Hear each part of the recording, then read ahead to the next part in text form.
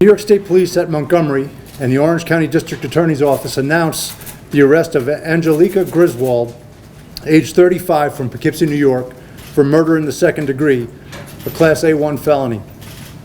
On Sunday evening, April 19th, 2015, State Police responded to a report of a missing kayaker on the Hudson River. At approximately 7:40 p.m., Angelica Griswold contacted Orange County 911, and she reported that her and her fiancé, Vincent Viafore, both of Poughkeepsie, New York, were kayaking on the Hudson River between Plum Point and Bannerman's Island. And she reported that Viafore's kayak capsized due to choppy waters, and she could not locate him in the river.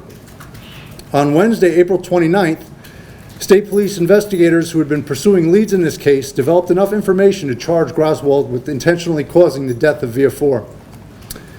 The investigation into the circumstances surrounding the murder remain ongoing.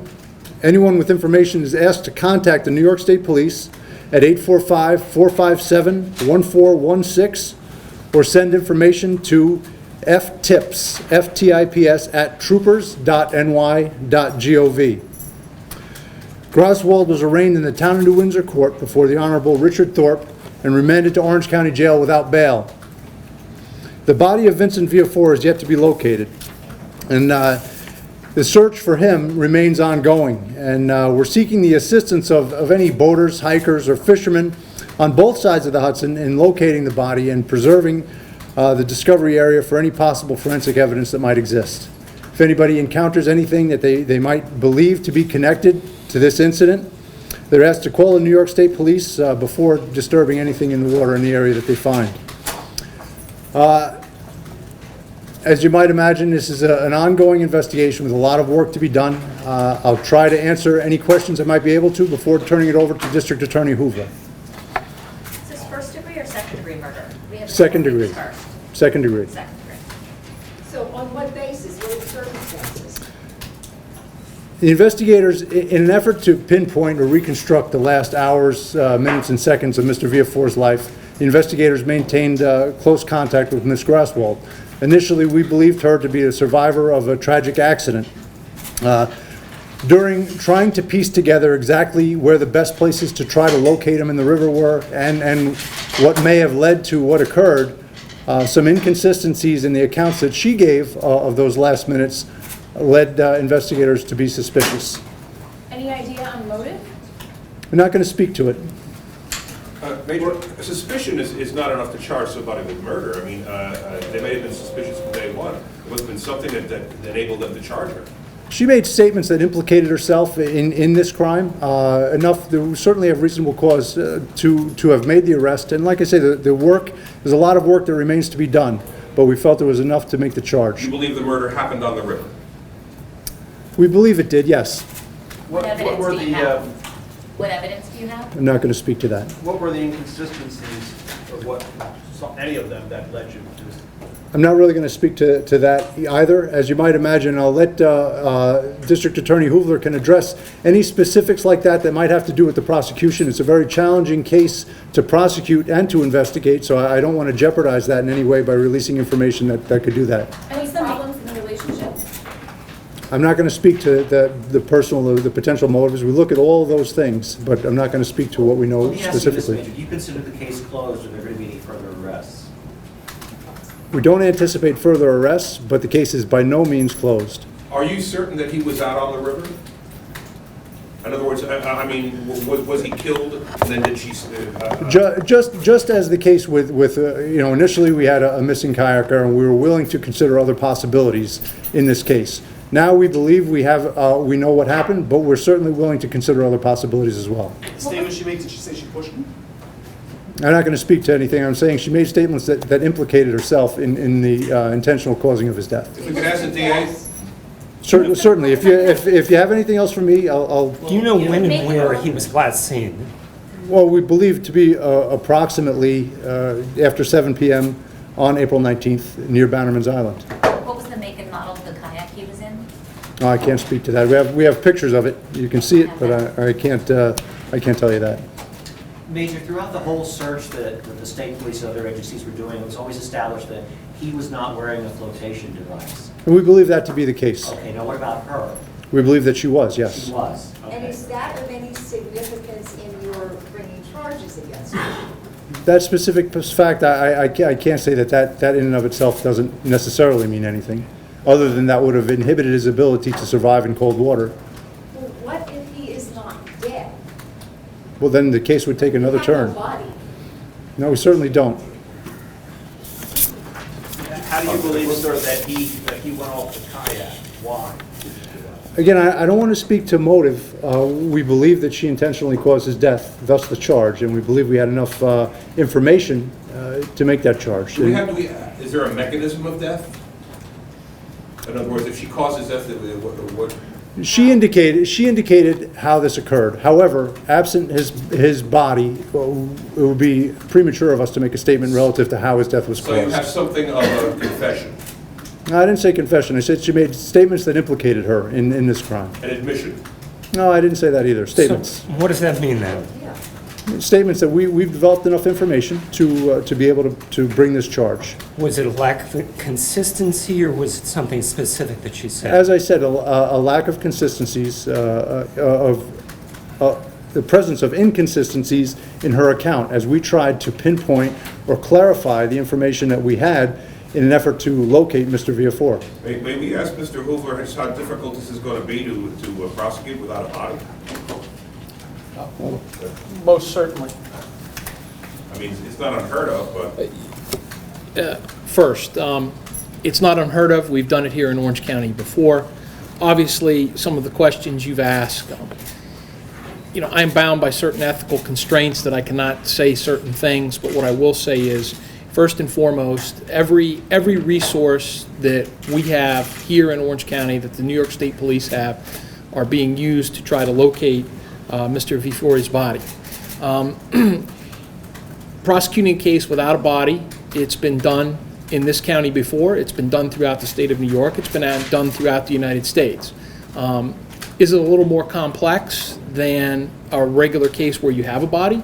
Absolutely. But we believe, based on the evidence that was brought to us, that there is a case at this point based on what we have. And I think what you have to look at here, and you have to take a step back and look at it, it started as a rescue operation.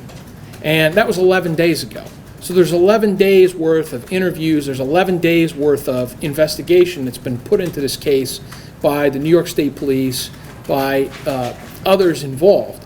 So there's quite a bit of information that's there. And as the Major said, we're not going to comment on motive, we're not going to comment on mechanism of death. We're here to say that a charge has been brought and the investigation is ongoing, but what we need from the public right now is we need all the avid fishermen, all the avid outdoorsmen, everyone that basically goes in that area near the Cornwall area, as well as the Orange County side, as well as the Dutchess side, all the way down to Westchester, to be aware that there could be a body in the water. We're looking for that, and if it is found or anything is seen suspicious, please notify the police and don't touch it, because that's key. We want to be able to have the forensic people come out and be able to look at whatever's found and make a determination without it being contaminated any further. Are you also searching Bannerman's Island? I believe that I have been told, yes, that Bannerman Island has been searched. I'm sure the Major can comment more on the specifics of that, but the New York State Police investigate everything thoroughly. Why this particular charge? Based upon the evidence that's been brought so far. Is it, what is it about? Can you just describe what? Sure. The charge that's been lodged in the local court is murder in the second degree, intentional murder. It's a Class A1 felony here in the state of New York. It's punishable by a minimum of 15 years to life and a maximum of 25 years to life. The case will have to go before a grand jury here in Orange County, and we intend to do that. And Sir, why is not that- murder in the This first country. degree? Why not murder in the first degree? Why second? Simply, the circumstances don't fit at this time, place, and this point in time. What would it be required for murder in the first degree? A completely different set of circumstances than what we have here. What's the standard for second degree? Second degree murder is that you intentionally cause the death of somebody, is one form. That is the form that's that's brought in this case. There are other forms of second-degree murder where you recklessly cause the death of an individual, but that's not the case. The case we have here, I'm sorry. I can't answer that. You believe it was premeditated? I can't answer that. Is there any physical evidence that ties to the inconsistency, physical evidence that makes you think her statements were inconsistent? It would be entirely improper for me to comment on that at this point. Have you interviewed her family or friends? Why does she have so many names? You'd have to ask the police that. That's something that they have. Was Mr. Fiore an able swimmer? Do you know that? I can't speak to that. Do you think he drowned? I can't answer that. As I said, I'm not going to say anything here that would jeopardize this prosecution or that would unfairly prejudice anyone in this case.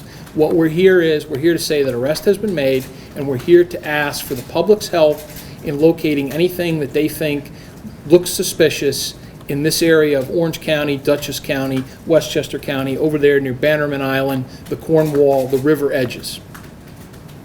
I spoke with Angelica today in jail, and she had indicated several things, but one of the things I'd like to just clarify, she has indicated that she was at Bannerman's Island yesterday. She was planting some memorial flowers when she was picked up by police. Were police following her as part of the investigation? She was there, we were there as well. We were on Bannerman's Island in an effort to pinpoint other areas to search. State police divers spent several days in the Hudson River looking for Mr. Viafore. And as I mentioned before, the contact with her, trying to clarify exactly where they may have been, was part of that. The meeting was, there was a group there that's, I believe they do the preservation of Bannerman's Island. She's part of that group, and our investigators were there and began to talk to her in an effort to reconstruct those final seconds of Mr. Viafore's life. At what point did she become a suspect? At what point in her story did she change and become inconsistent? I think from the beginning, her story, there were some minor inconsistencies that each taken individually wouldn't have amounted to much, but the totality of the circumstances, perhaps not until, I think the investigators always were considering that possibility. But yesterday was certainly a day when they really felt it very strongly about it. So it was a coincidence that they found her at Bannerman's Island. They weren't following her. Was she being No, they watched? certainly weren't following her. I don't know that it was a coincidence. I don't know that it was a planned meeting, but their contact with her was not unusual in that they had contacted her numerous times in the last 10 days. But it was something she said yesterday, that sparked you to make the arrest? The statements she made yesterday were the catalyst for the arrest, correct? And did you have reason to believe at that time that she was going to flee and that's why she was picked up? Well, we don't know that. She's not a U.S. citizen. She has a Latvian passport. Those factors certainly would indicate that she could leave the country easily, but I wouldn't say that we were felt in danger of her escaping or anything like that. Were you guys aware of her before this incident? Her criminal past? Or? Not to my knowledge. I can't speak to that, though. When this first call of a missing kayaker came up on April 19th, it's not. There's no previous history that we're aware of. Is there a will, estate, or life insurance policy that would go to her? I'm not going to speak to that. How long had the couple been together? Do you know when they were set to be married? I don't know what the wedding date was or anything like that. I know they were engaged. Typically, if there's a body in the river, is there a sense of how long it might take before it surfaces? There are some. A good example was a recent jumper from the Newburgh Beacon Bridge that was recovered near Bethlehem, about 90 miles north of the Newburgh Beacon Bridge. Sometimes it only takes a number of days, but due to the uniqueness, the intricacies, the currents and channels in the river and the boat traffic, sometimes it takes a lot longer than that. Where she reported him missing, what is the current like there? Is it swift? Is it calm? There's not a current, but there is a tide where it goes in and out significantly, each day. Moves quickly? Well, you could see a shift in the water just due to the tide. It goes up a little bit north of Poughkeepsie is where the tide goes in and out quite strongly.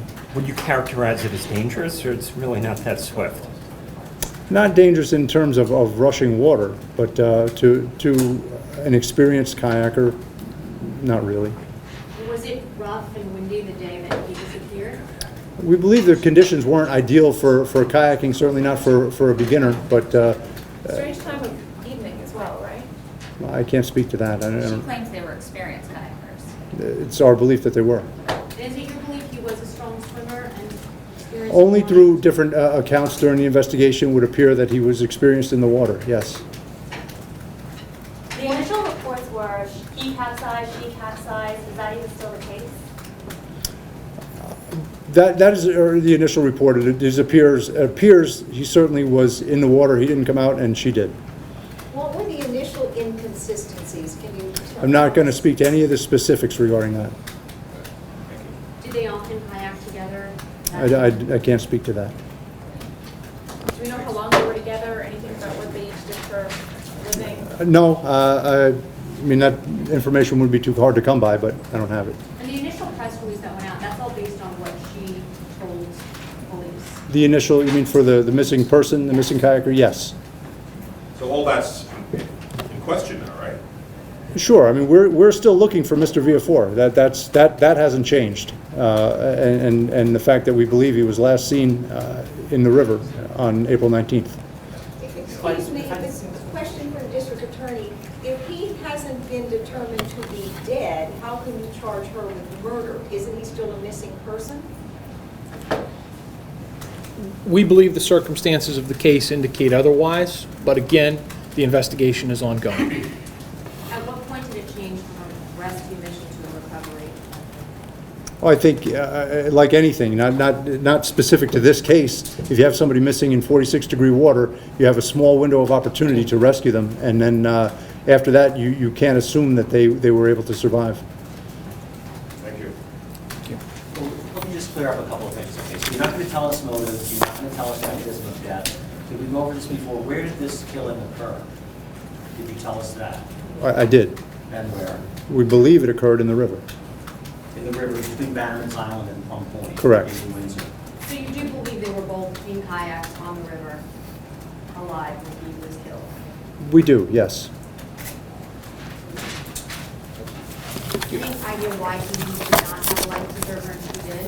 I can't speak to that. Have you been looking for social media, some posting videos? Has that been a part of your investigation? I'm really not going to speak to any of the inconsistencies or factors that led us specifically to arrive at this point, but we're looking at everything. So I take it the red kayak was hers and the blue was his, is that right? Do you have that? Yes. Was her life in danger, do you feel, when she went into the river? Well, I think anybody who goes in the river in 46-degree water, their life is in danger. Thanks. Thank Okay, you. thank you.